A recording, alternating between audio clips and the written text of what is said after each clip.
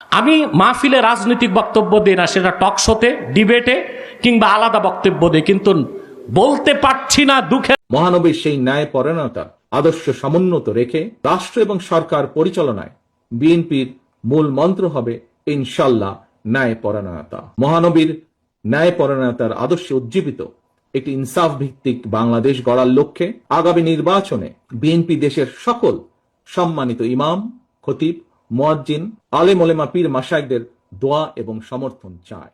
আমি মাহফিলে রাজনৈতিক বক্তব্য দিই না, সেটা টক শোতে, ডিবেটে কিংবা আলাদা বক্তব্য দিই, কিন্তু বলতে পারছি না দুঃখের কারণ আব্দুল মালেক সাহেব আছে, তার মাধ্যমে এটা খবরটা লন্ডন পৌঁছাইতে হবে।